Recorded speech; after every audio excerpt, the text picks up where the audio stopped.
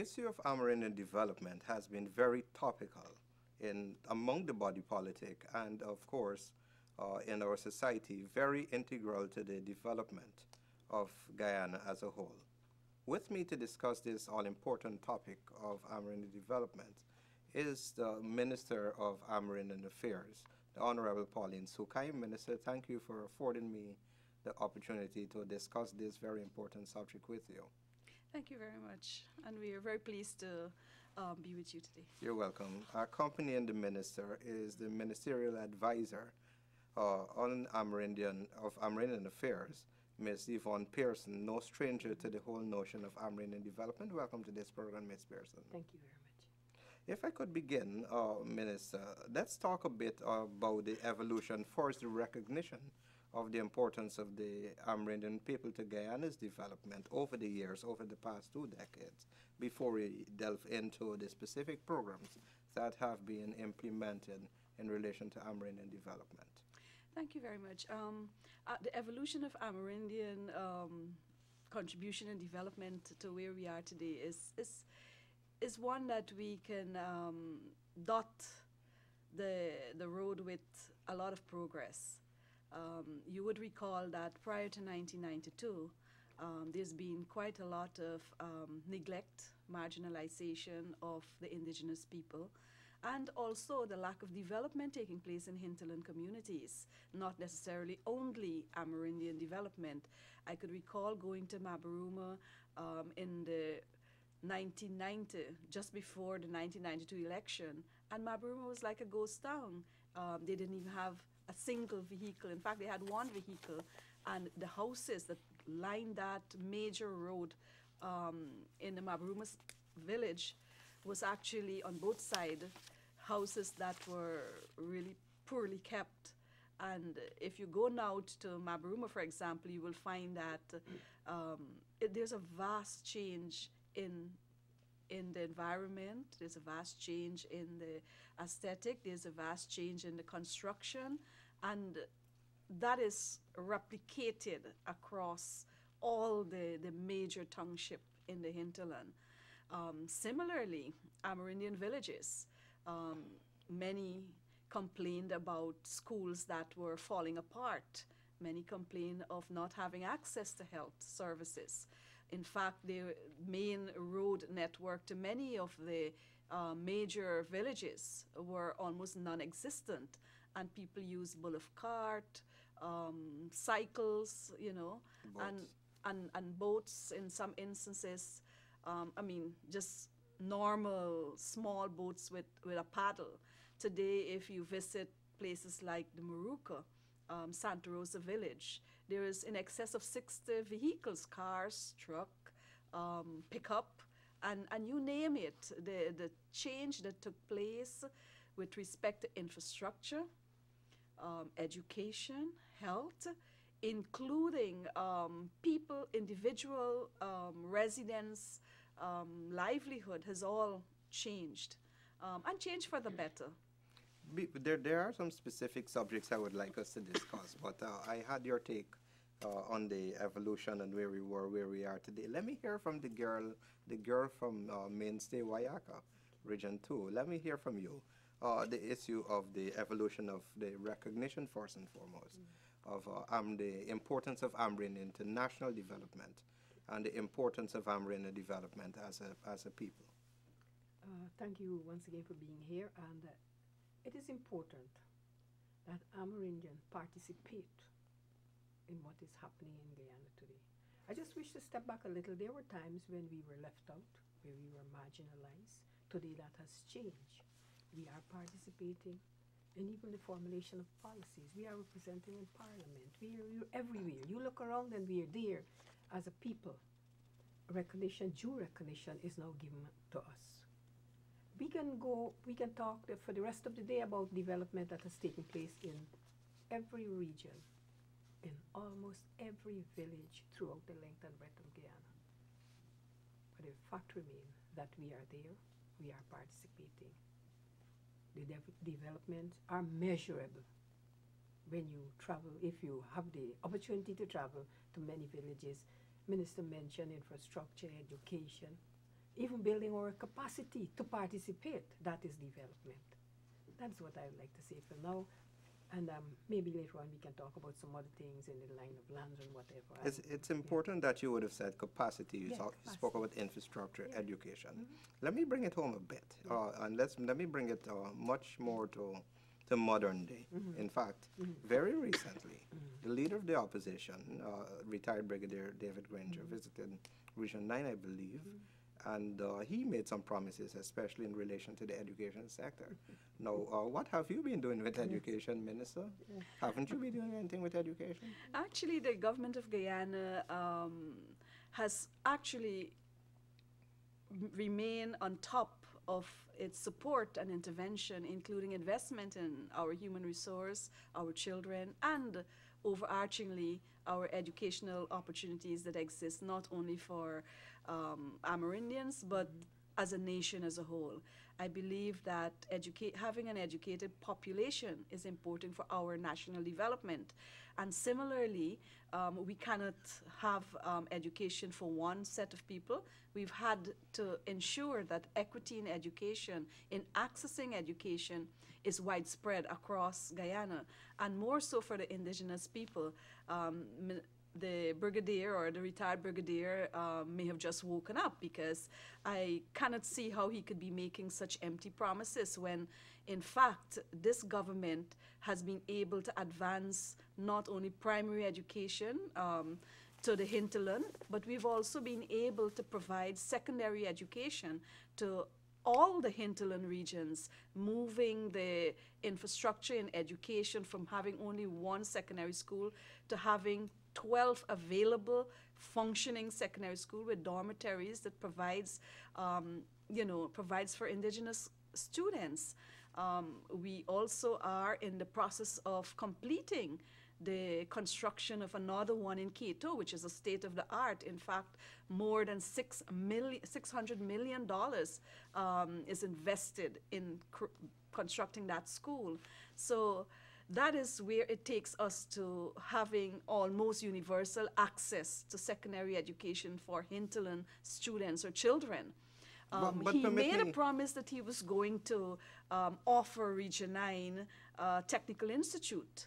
I may want to remind him that that is already on the agenda of this government, and him coming at this late hour promising that in 1 year or in less than 1 year he'll be providing them with a technical institute is yet left to be seen, because I can assure you that this government will remain in office, and we will be the champion of providing additional technical and tertiary education to indigenous people. We've already begun to do that. In fact, there is a university long-distance course offered to indigenous students, and we have quite a lot of students already that have been enrolled in that program, and they are the beneficiary of this new innovative online education.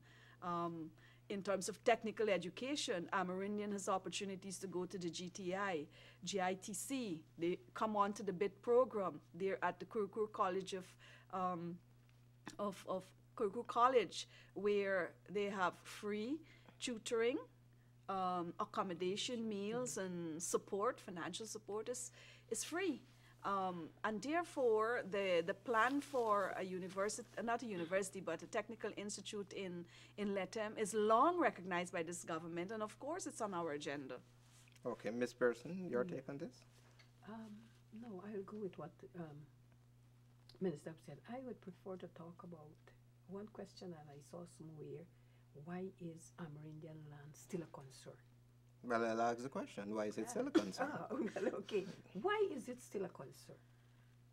Because, let's step back a little. Some of us Amerindian, we were taught to believe that the whole of Guyana is ours. We fail to realize that Guyana is a land of 6 peoples. It's a multi-ethnic country. Although we have title to lands, which some of us are very happy with, legal title to lands, still, there are persons, organizations, and other visiting Amerindian villages and communities, and high on their agenda is to create conflict among our people. Some facts are, we have title village. One of the facts, I'm not sure how many Guyanese know, that Amerindian in this country, our land rights are respected, our land rights are being upheld by government. Amerindians in Guyana, we own legally 15% of the land mass. I'm not sure how many persons know that.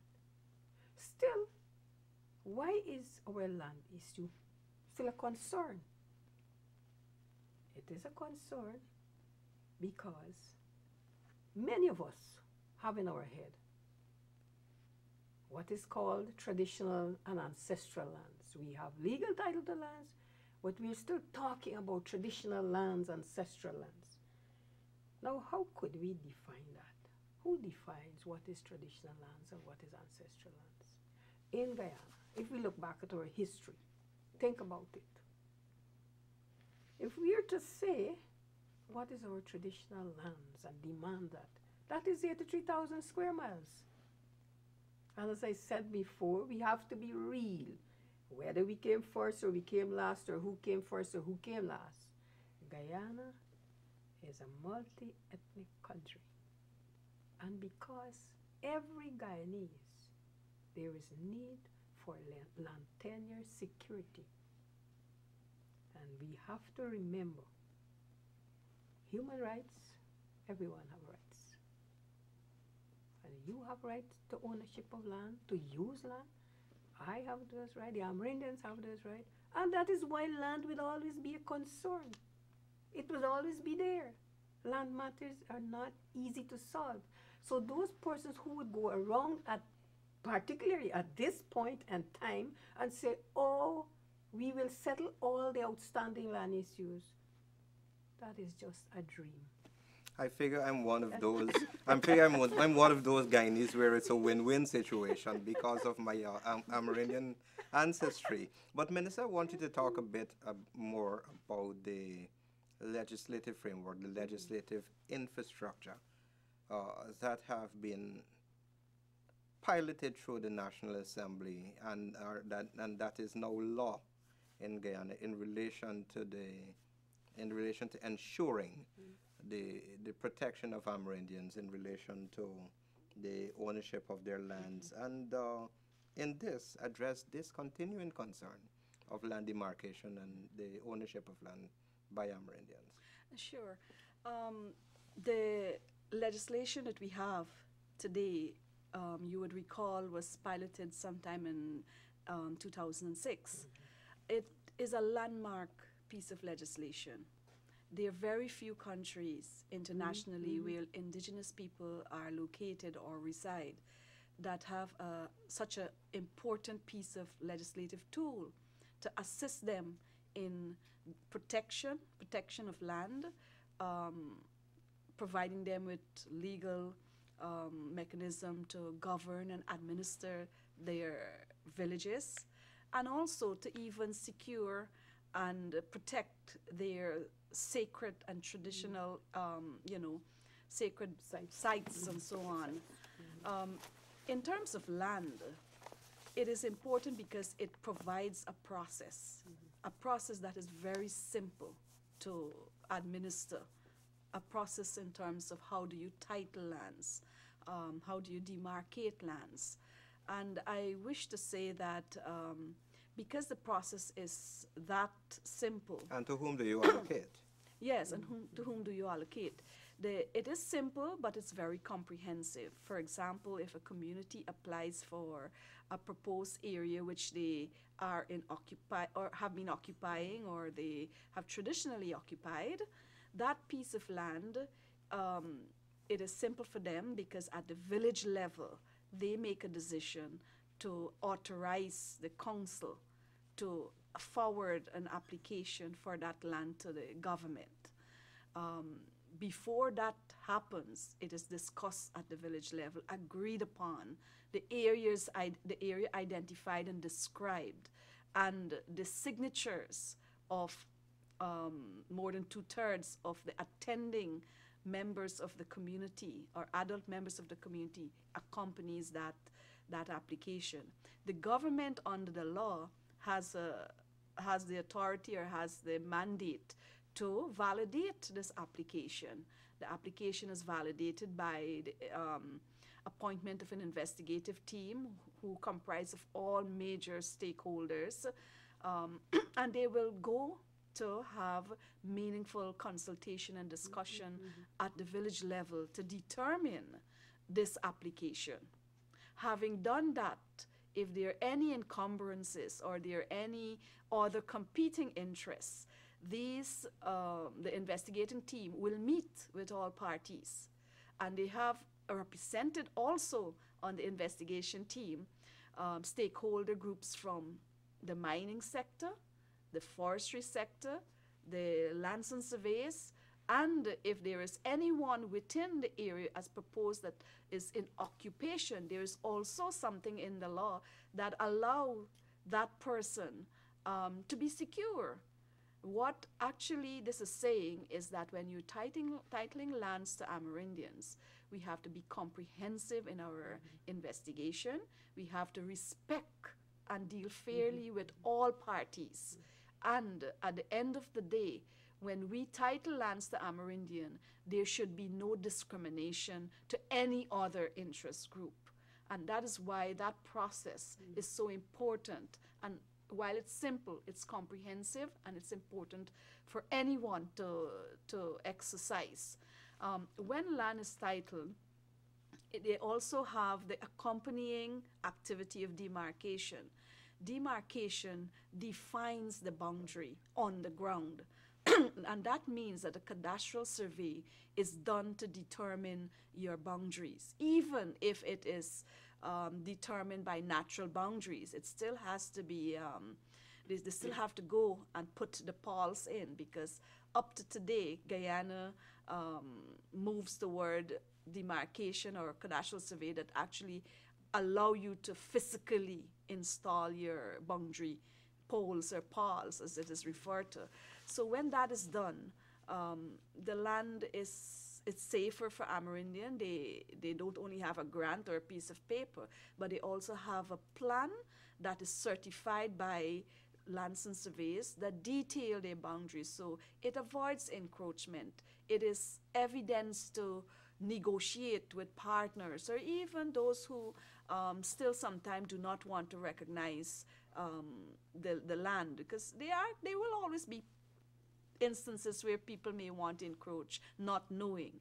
But when the negotiation in terms of determining ownership is discussed, the Amerindian will have their title document and they'll have their plan which validate that the land has been demarcated and they are the true owners. So it is important, a really important factor in law that allows for all these processes to conclude with a strong title that Amerindian will have no fear in saying that, our title is not strong enough. There are always some misconceptions about how lands allocated and or demarcated for use by Amerindian, to and for use by Amerindians. How do those lands, in the interest of national development, how are those lands, especially in areas such as logging and mining, how do those areas fall into, and I'm using the word fall very loosely, without understanding the intricacies of the relationships between the companies and the whole communities. There are always some misconceptions that Amerindians are being sold out, per se, and lands are being given, again, loose word, to larger companies for commercial purposes. How does this work? How does the company engage an Amerindian community in relation to utilizing their lands for developmental purposes? There are very few communities that have partnership with large-scale companies in the forestry or mining sector.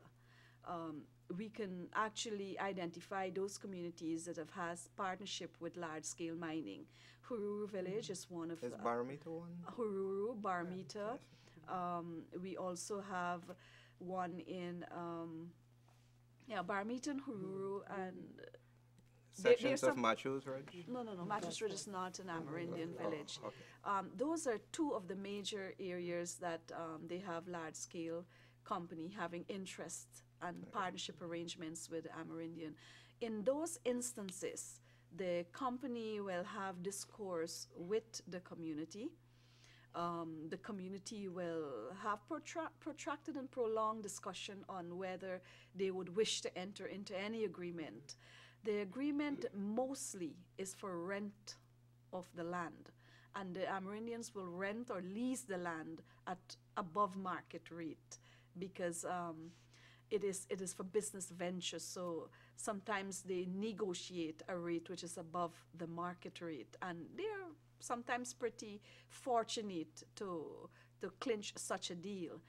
So therefore, there's no contention or contradiction when a village agree to partner with a large-scale company in the mining sector or the forestry sector. In relation to some of the misconception with respect to government selling out or giving away lands to private investors, and they are quick to say giving away Amerindian lands. There have been no such instances. Yvonne has been at pains to explain now and prior that there is a perceived belief that because Amerindians came here to Guyana first, we are the owners of the entire of all the lands. But subsequent to our arrival, there was other ethnic groups that arrived, and Guyana now is rich with a diversity of ethnic group, a diversity of culture, and therefore the state, after independence, assumed Guyana and the state lands were clearly defined. So the state do have an authority to, for the national interest and for national development, enter also into agreement with investors. And you would recall that Guyana is replete with criticism, or the government is replete with criticism, that we cannot attract investors. But when a simple thing like having an investor in forestry or mining enter Guyana, it again becomes a problem on the other side. So, you know, the government, when you're moving forward, you are criticized for something that is probably not true but misconceived. And when you seem too successful, you're also criticized that you are giving away land and giving away the birthright, not only of Amerindians, but of Guyanese. You've heard the many criticism that Guyana is giving away the Guyana to the Chinese, which is not a fact. Guyana has quite a lot of potential. And for Guyana to move forward and to maintain that area or that leap to where they're saying we're emerging as a middle income, there are certain things that this government has to do so as to maintain that level, so that the Guyanese at large will have opportunities in employment. We will have more better living conditions. Our livelihood will be secure. And also, we will be able to bring to Guyana a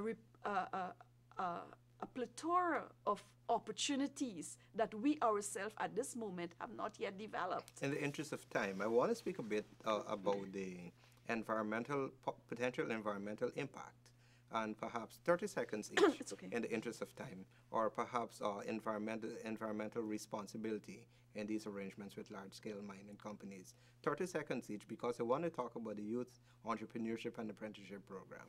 Minister Sure. first. When those arrangements are made, the agreement particularly is a pretty legal agreement. It's done both with the village council, the investor, the Ministry of Amerindian Affairs, the support from the AG office, and of course environmental concerns are included in that agreement, so that whatever investment is going to take place in an Amerindian community, the issue of environmental is always on top.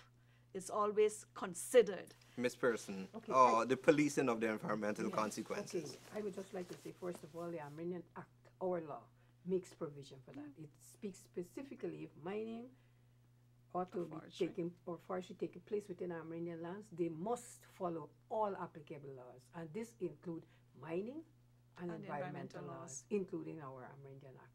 So there is a provision. And what we have to do, we have to build our capacity to know what the laws make provision for and use it. That's what we have to do. So it's there, or protections guarantee in the act. We have to be able to use it. Okay. Simple as that. The Youth Entrepreneurship and Apprenticeship Program, very controversial during the budget debates. We saw some utterances by, if I could speak specifically to those of the Alliance for Change in relationship to this program, wanting more answers, allocations not being used for what, or the allocations have not been used for what they were allocated. Speak a bit about this. Very controversial. The Youth Entrepreneurial Apprenticeship Project is a very innovative one, and again, it's a model that we haven't found elsewhere in any of our research internationally of such a mass engagement of young people in community development. And this frightens the opposition because it builds the capacity and the competence of young Amerindians who are receiving support from this government and who have experienced opportunities that the opposition never provided to our young children and youths in the community before. So a project such as the popularly known Community Service Officer Project, or CSO, will frighten any opposition because if you realize what is taking place, they are concerned about the young people and the first-time voters, and the majority of those voters are young people. So they have criticized us that this project is targeting the issue of buying votes. Buying votes for us is a non-issue. This government or my party has never entered into an agreement to buy anyone's vote. Neither do we blackmail anyone into voting for us. What we have done is we have followed a hard and fast development strategy since 1992 to bring support, to build capacity, to provide opportunities to young people. The CSO program, again, offers the vulnerable youths and those youths that are not engaged in formal employment a chance to contribute to their village and to this country at large. And who will disagree with me that unemployed youths in a community, if they cannot find employment, that they should sit at home idle and not be engaged meaningfully at the community level? The CSO offers their engagement in health, in forestry, in mining, in education, and it also offers them engagement at the village level, which is referred to as the intangible, but it's the governance level engagement. At the governance level engagement, young people take part in learning leadership and being part of learning how to administer the village alongside the village council. They also learn how to monitor and to evaluate projects that the village council is engaged in. And therefore, the whole concept that this project, the CSO project, is one of vote buying, I would say is a non-issue for us. It is this government intention of providing opportunities to engage youths meaningfully in community development. And I believe that any youth who has a chance to be engaged in community development will, in the future, be building their capacity and competencies. In addition to that, we are also providing training to these youths in various fields. And last year, we trained in ICT, we trained in installation of solar panel installation, maintenance, and repair. We will be training this year in a variety of other fields, but of course we don't have the budget as yet. But there's training in terms of governance and leadership also, formal training that we will be providing with them to these young people. So there are components in this program that are beneficial to the young people, and they're being paid a stipend of $30 $100,000, which is reasonable. For example, if a volunteer comes from overseas under one of the program which this government engages in, that volunteer is paid $60,000. If you know what I mean, that was the standard rate. So why is it that you have students, and not students but youths, meaningfully engaged in our community, in their work, and they're learning in the process? They're like apprenticeship attached to the schools, to the health centers, to the admin office, to the mining sector, rangers in the mining sector. Why wouldn't we want to provide to them a stipend that compensate and incentivize them to be engaged? Our time is gone. 30 seconds. How excited are you about the prospects of Amerindian development? Ms. Pearson, I'll go with you first. 30 seconds. Yes, okay. It is an exciting time because we are given the opportunity. Gone are the days where we were seen and not heard. Today we have a voice at every level. So it's very exciting to know that as an Amerindian person, you are participating. You're in the mainstream of things that are happening in your country as a whole, not only in your village, but at the national level. And this is very exciting for any Amerindian. And I know that more young people would come on board given the opportunity. That's what I'd like to see. Minister Sukai. Actually, it is important to note that the image and the belief and the assertiveness of the Amerindian population today is at its highest that we've ever known in this country. And Ms. Pearson is correct. We're in all facets of decision making, the regional level, the national level, and we're in all aspects of profession too. We are in the health profession, in the engineering profession. We are climbing as fast as we can be provided and attain the opportunities. And this augur well for Amerindian development. So long as our people are educated, so long as we are able to be confident and we no longer wish not to be an Amerindian, I believe our villages will be able to benefit from that attitude and that approach, and combined with government support, Amerindian has a very good prospect with respect to their development. And economically, you would know that this government is supporting in real time finances to also engineer a transformation of the village economy of these villages. So indeed, it's exciting.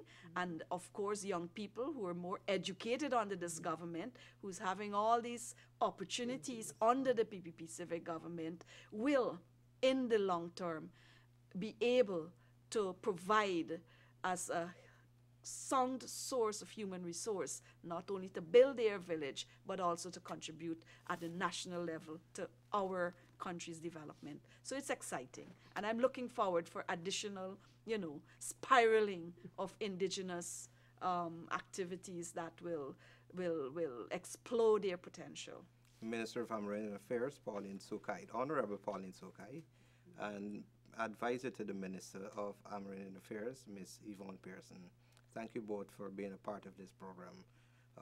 Thanks for joining us. I'm your host, Michael Gordon. Thank you. Thank you.